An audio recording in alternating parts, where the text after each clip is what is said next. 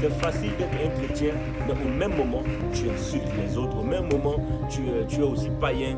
À l'église, tu es dimanche, les samedis, tu es dans les boîtes, les samedis, tu es dans les hôtels. C'est facile.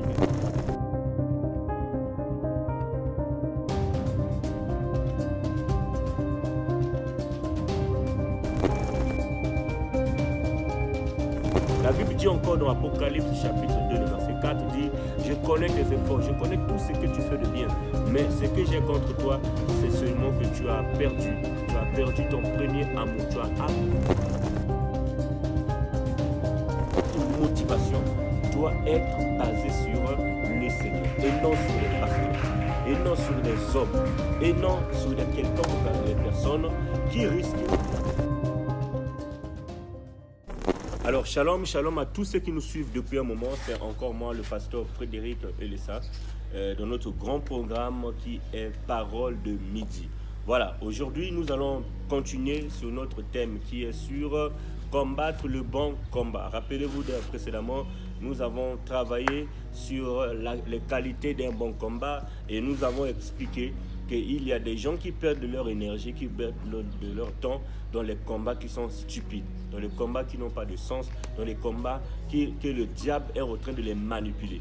Et voilà un peu ce qu'est devenu la plupart des chrétiens aujourd'hui. Mais nous allons quand même poursuivre cette fois-ci sur les combats, les vrais combats, sur quelques vrais combats qu'un chrétien doit combattre. Un chrétien doit se battre. Parce que rappelez-vous, dernièrement, on avait dit qu'obligatoirement aujourd'hui, personne ne peut s'en passer des combats spirituels ni des combats physiques. Alors aujourd'hui, nous continuons avec notre sous-thème d'aujourd'hui qui est combattre le bon combat pour être un chrétien ferme.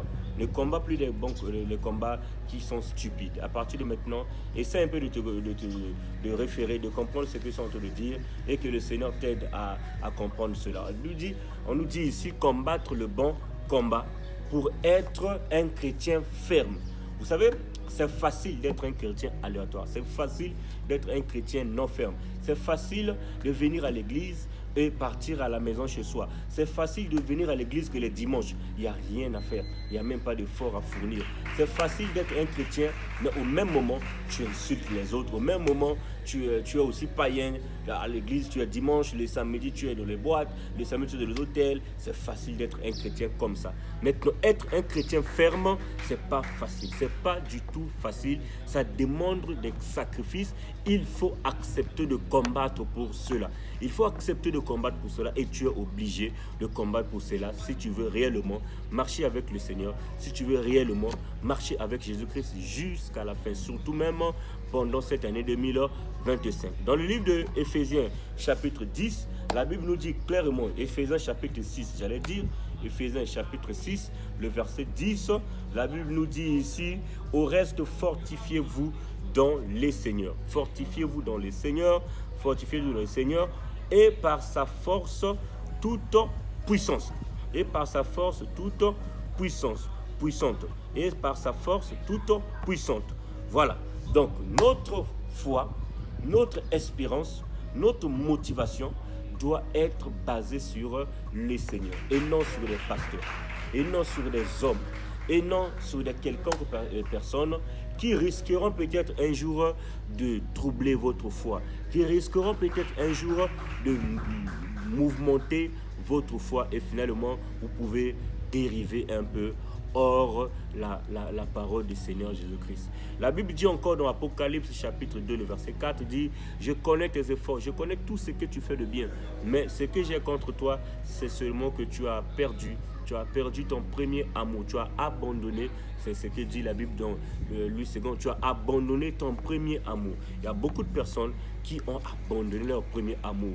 Lorsqu'il était encore chemin, il aimait le Seigneur réellement, il était un chrétien ferme. Lorsqu'il était encore jeune, il aimait le Seigneur réellement, il était un chrétien ferme. Par rapport aux réalités que lui-même il connaît, aujourd'hui, il est en train de perdre petit à petit la fermeté qu'il avait, la confiance qu'il avait. C'est là où tu dois mettre ton énergie. Tu dois combattre, tu dois tout faire pour redevenir le chrétien ferme que tu as été. Tu dois tout faire pour devenir un chrétien très ferme quitter de le stade d'un petit chrétien, des bébés chrétiens, des bébés spirituels, rejoins le clan cette fois-ci des chrétiens fermes. Pour cela, il ne suffit pas seulement de dire que je connais Jésus. Il ne suffit pas seulement de commenter sur Internet.